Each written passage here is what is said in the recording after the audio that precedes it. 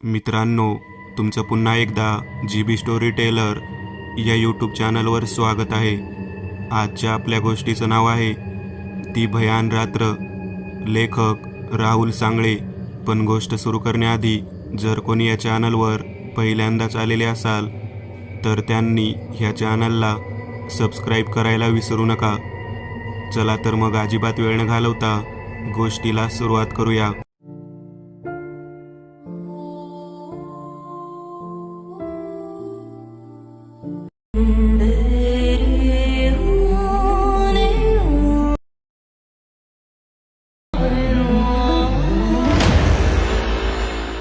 नमस्कार मित्रांनो, मी राहुल. माझ्या एका मित्राच्या म्हणजेच गौरवच्या बहिणीचे लग्न होते कोकणात. कोकण बोललं की फार मजा, निसर्गरम्य वातावरण, मस्त उंच उंच नारळाची झाडी, डोंगर, नद्या, सर्वत्र कसे प्रसन्न वातावरण. मी देखील तिकडचा. माझे अर्ध्याहून अधिक मित्र सर्व कोकणात राहतात, त्यामुळे सर्वांना बरीचशी माहिती होती. गायत्रीचे लग्न ज्या गावाला होते तिथल्या जागेची पुरेशी माहिती आम्हाला नव्हती. आम्ही सर्वजण मस्त मजेत होतो.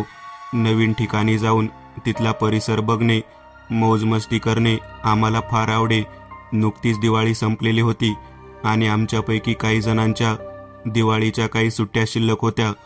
त्यात काही जणांनी फिरायला जाण्यासाठी रजाच टाकल्या. आम्ही सर्व मिळून 8 जण होतो. आम्हाला सर्वांसाठी गौरवने खास नियोजन केले होते. जाणे येण्यासाठी मिनी बस केली होती, म्हणून आम्हाला लग्नाला जाणे शक्य झाले. नियोजनाप्रमाणे आम्ही सगळी तयारी करून लग्नाच्या 2 दिवस आधी त्याच्या गावी पोहोचलो. लग्न घरात सगळ्यांना राहणे शक्य नसल्यामुळे आम्ही सगळे मित्रमंडळी शेजारच्या एका घरात वरच्या मोठ्या खोलीत राहायला होतो. खोली बरीच मोकळी आणि प्रशस्त होती. गावाचा परिसर असल्यामुळे आजूबाजूला घर अगदी तुरळक होती, पण लग्न कार्य असल्यामुळे तो परिसर गजबजून गेला होता. मित्रमंडळी सोबत असल्यामुळे 2 दिवस कसे निघून गेले कळलेच नाही. लग्न कार्य सगळे विधी सुरळीत पार पडले. आम्ही अजून 3-4 दिवस राहायचा प्लॅन करूनच आलो होतो. दुसऱ्या दिवशी आम्ही सर्वांनी रात्री जागून गप्पा मारायचा बेत आखला. जेवण आटोपल्यावर बाहेर आलो आणि शेकोटी पेटवली. डिसेंबरचा महिना आणि त्यात गावाकडचे वातावरण, त्यामुळे हवेत बराच गारवा पसरला होता आणि अशा वेळी शेकोटी करून त्याची ऊब घेणं म्हणजे एक वेगळीच मजा. ज्यांनी हा अनुभव घेतला असेल त्यांनाच त्याचे महत्त्व कळेल. जवळपास रात्री 1 पर्यंत आमच्या गप्पा सुरू होत्या. आमच्यातला दिप्या लय हरामखोर, जिकडे जाईल तिकडे टिंगल टवाळ्या सुरू असतात. शेकोटी पेटलेली असताना त्याने अचानक मस्करीत प्लॅनचेट भूतांना बोलवण्याची क्रिया करण्यासाठी यूट्यूब ओपन करून ते कसे करतात ते पाहिले आणि मग तसे करून दाखवू लागला आणि आम्ही सर्वजण त्याच्याकडे बघून जोरजोरात हसू लागलो. पण त्याच्या अशा वागण्याने पुढे काय होईल याची आम्हाला जरा पण कल्पना नव्हती. मी, गौरव, प्रसाद, पूजा, अमित, संदेश, माधुरी आम्ही सगळे दिप्याला बघून हसत होतो. आमचा हा खेळ रंगात असताना अचानक आम्ही राहत असलेल्या खोलीच्या पाठीमागच्या बाजूने जोरात रडण्याचा आवाज येऊ लागला आणि गावात दूरवर अथांग शांतता पसरली. आम्ही सर्वजण त्या दिशेने पाहू लागलो आणि इकडे दिप्या त्याच्या धुंदीत होता. कारण प्लॅनचेट करताना दिप्या मस्करी जे काही मंत्र बोलत होता त्या मंत्राचा खरंच असर होऊ लागला होता. घराच्या मागून एका मुलीच्या रडण्याचा आवाज येत होता आणि तो इतका काही भयानक होता की आम्हाला पुन्हा त्या खोलीत सुद्धा जाण्याची भीती वाटू लागली होती. ती रात्र आता आम्हाला थंडीने कमी आणि या आवाजाने अधिक हुडहुडी भरून आणू लागली. तितक्यात गौरवने दिप्याला आवाज दिला, ए दिप्या, दिप्या. पण दिप्या काहीच होकार देत नव्हता. शेवटी प्रसादने दिप्याच्या कानाखाली लगावली आणि तसा दिप्या शुद्धीत आला. ए दिप्या, काय भांग पिलास काय? का वेड्यावानी वागतोय? ते तिकडं घराच्या मागं जोरजोरात कोणीतरी रडतंय, तुला ऐकू येत नाही का? अरे मला काय झालं होतं माझंच मला काही कळत नव्हतं. तुम्ही काळजी नका करू, मी आणि गौरव मागे जाऊन बघून येतो काय झालं ते. पण तिकडे काही केल्या तो रडण्याचा आवाज कमी होतच नव्हता. शेवटी हळूहळू दबक्या पावलांनी दिप्या आणि गौरव पाठीमागच्या बाजूला जायला निघाले.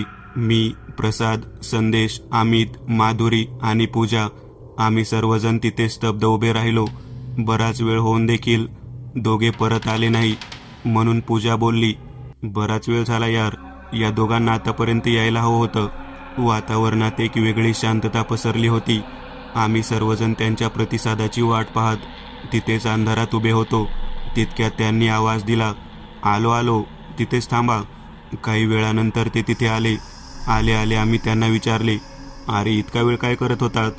पण ते तोंडातून एक शब्दही काढत नव्हते. अतिशय शांत, गंभीर आणि चेहऱ्यावर कसलेच हावभाव दाखवत नव्हते. माधुरीने सहज विचारले, अरे कोण रडत होतं आणि किती कर्कश आवाज होता? कोणीतरी मुलगी होती? कोण होती, भेटली का? आणि का रडत होती? गौरव, अरे बोल ना, अरे बोल ना काहीतरी. इकडे गावात इतक्या जोरजोरात कोणी रडत आहे तरी आजूबाजूला कोणालाच काही घेणं देणं नाही. गौरव आणि दिप्या दोघेही शांत उभे होते, कारण मागे काय घडले असावे याचा अंदाज मला थोडा थोडा जाणवू लागला होता. त्यांना अंगात नक्कीच थंडी भरून आली असणार. ज्या ठिकाणी नकारात्मक ऊर्जा असते तिथे माणसाचा त्याच्या शरीरावर देखील ताबा राहत नाही. तेवढ्यात माझे लक्ष वर छतावर गेले. तिथे कोणीतरी एक नवविवाहित मुलगी मला दिसली. मी ताबडतोब हात वर करून सर्वांना दाखवण्याचा प्रयत्न करू लागलो, पण ती नवविवाहित मुलगी बाकी कोणालाच दिसत नव्हती. मलाच दिसली होती. माझं मनुष्यगण आहे. मला भूतप्रेत दिसून येतात. मला घाम फुटू लागला होता. इतक्या थंड वातावरणात देखील मला अस्वस्थ वाटू लागलं होतं. मी हिम्मत करून गौरवच्या कानाखाली एक लगावली आणि विचारले, तुला माहिती आहे ना खरं काय झालं इथे? मग आम्हाला का नाही सांगत? इकडे आम्ही सर्वजण तुझ्या बहिणीच्या लग्नाला आलो होतो ना. मग नक्की काय घडते या खोलीत? बोल ना. माझ्या पाठोपाठ पूजा आणि माधुरी देखील त्याला विचारू लागल्या. तसा गौरव शुद्धीवर आला आणि सांगू लागला, अरे राहुल, मला नक्की काहीच माहिती नाही इथं खरं काय घडलंय. नाहीतर माझ्या बहिणीचं लग्न मी इथे या गावात थाटामाटात केलं असतं का? मला इतकंच माहिती की लग्न समारंभात पाहुणे रावळे येणार, म्हणून आमच्या घरात राहण्यासाठी जागा नाही. म्हणून आमचे काका बोलले, शेजारी तुमच्या सर्वांची राहण्याची सोय कर, म्हणून मी तुम्हाला इथे राहा बोललो. इतकंच माहिती की इथे एका नवविवाहित मुलीला जाळून मारले होते. त्यानंतर तिच्या नवऱ्याने आत्महत्या केली. नंतर गावातल्या लोकांना इथं राहणाऱ्या त्या मुलाच्या आईवडिलांवर संशय होता, म्हणून त्यांना इथून हाकलून लावण्यात आले होते. तेव्हापासून हे घर बंद होते. त्याची किल्ली आमच्या काकांकडेच होती, म्हणून लग्न सोहळ्याकरता ती खोली आम्ही वापरू लागलो. पण आता या गोष्टीला 12 वर्ष होऊन गेले. आज इथे असं काही घडेल असं वाटलं नाही. माफ करा, माझं चुकलंच. मी तुम्हाला इथे नको आणायला हवं होतं. पण किती केलं तरी गौरव आणि मी लहानपणापासूनचे मित्र, म्हणून मी देखील त्याची माफी मागितली. पण या गोष्टीचा खुलासा करायचा होता एव्हाना रात्रीचे 2:30 वाजले होते. आम्हाला त्या खोलीत कशीबशी आजची रात्र काढायची होती, म्हणून आम्ही सर्वजण पुन्हा त्या खोलीत गेलो आणि 2-2 जोडीने जवळजवळ झोपून गेलो. कितीही झालं तरी आम्हाला सर्वांना भीती वाटत होती. आम्ही फक्त आजची रात्र कशी जाते या काळजीत होतो. 1 तास उलटला असेल, आम्हाला कोणाला झोप येत नव्हती. तितक्यात कोणीतरी दारावर येऊन जोरजोरात थाप मारली. कोणीतरी दरवाजा वाजवू लागले होते. आम्ही सगळे अंथरुणातून उठून दरवाजाकडे पाहू लागलो. मी घड्याळाकडे पाहिले तेव्हा 3:30 वाजले होते. कोण बरं असेल? सर्वजण घाबरून गेले होते. दरवाजा वाजतच होता. मी, प्रसाद आणि गौरवने हिम्मत करून पुढे जाऊन दरवाजा उघडण्याचा निर्णय घेतला. तोवर दरवाजा वाजतच होता. शेवटी प्रसादने दरवाजा उघडला. आम्ही दोघे त्याच्या सोबतच होतो आणि बाहेर बघतो तर बाहेर कोणीच नव्हते. आम्ही तिघे हळूहळू पावले टाकत बाहेरच्या बाजूला गेलो, पण बाहेर कोणीच नव्हते. आता माझी झोप खऱ्या अर्थाने उडून गेली होती, कारण आता आम्हाला भास देखील होऊ लागले होते आणि दिप्याच्या त्या एका प्लॅनचेट मस्करीमुळे आम्ही सगळेच गोत्यात येणार होतो. त्या नवविवाहित तरुणीचं भूत नक्कीच असणार, जे अजून पण या खोलीत वावरत आहे. म्हणून आम्ही ती खोली त्याच वेळेस सोडून देण्याचा निर्णय घेतला. असेही आता पहाट झालीच होती. आम्ही सर्वांनी आमच्या बॅग्स भरल्या आणि त्या खोलीतून बाहेर पडलो. बाहेर येऊन आम्ही गौरवच्या काकांच्या घरी गेलो. त्यांना उठवलं आणि संपूर्ण रात्र काय काय घडलं त्यांना सगळी हकीकत सांगितली. तेव्हा आम्हाला काकांनी खरं काय घडलं ते सांगितलं. काकाच्या आवाजात, मुलांनो, त्या खोलीत महात्बा, त्याची बायको सविता आणि मुलगा यशवंत असे तिघे राहत होते. त्यांच्या मुलाने त्यांच्या विरोधात जाऊन पळून लग्न केले होते, म्हणून मातबाला ते काही आवडले नाही. मुलगी खूप देखणी आणि साधी होती. निशिगंधा तिचं नाव होतं. फक्त इतकंच की ती त्यांच्या बिरादरीमधली नसावी कदाचित. पण का कुणास ठाऊक मातबा आणि सविताला ती मुलगी पसंत नव्हती.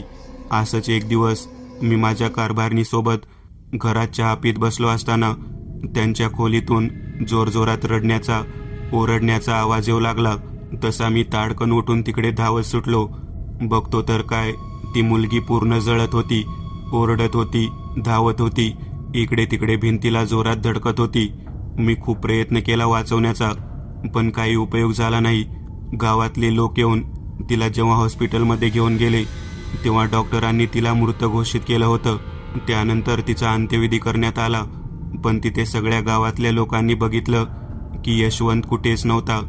पण 2 दिवसांनी त्याचा पण मृतदेह खोलीत सापडला. खूप यातना भोगल्या त्या दोघांनी. खरं काय घडलं असावं कोणालाच माहिती नाही. गावातल्या लोकांना मातबा आणि सवितावर संशय होता, म्हणून त्यांना गावातून हाकलून लावण्यात आले. पण खूप दिवसांनी घराजवळच लग्न समारंभ असल्यामुळे निशिगंधाला राहवलं नाही आणि ती पुन्हा जुन्या आठवणीने रडू लागली असावी. त्यात तुमची कोणाची चुकी नाही, किंवा हे प्लॅनचेट वगैरे एक निमित्त मात्र आहे. तुम्ही जर अनुभवलं असेल तर तिने तुम्हाला कोणाला काहीच केलं नाही. फक्त तिने तुम्हाला तिच्या नवऱ्याच्या घरातून, जो तिचा अत्यंत प्रिय होता, त्याच्या घरातून बाहेर काढले.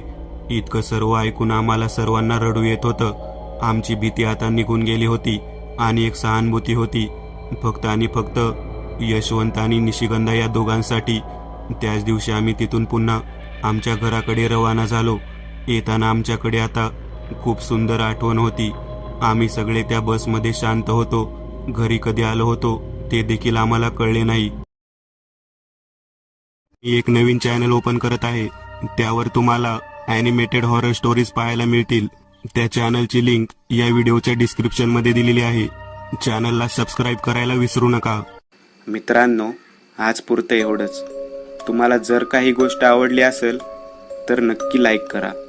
तुमच्यापैकी बरेचसे जण व्हिडिओ लाईक न करताच पळून जातात.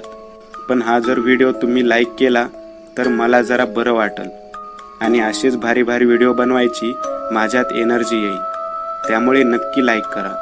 आणि अजूनही कोणी या चॅनलला सबस्क्राईब केलेलं नसाल तर लगेच सबस्क्राईब करून टाका. आणि बाजूची घंटी ती मात्र दाबायला विसरू नका. देवाची घंटी आहे ती. चला तर मग पुन्हा भेटूया अशीच एक आगळी वेगळी गोष्ट घेऊन पुढच्या भागात.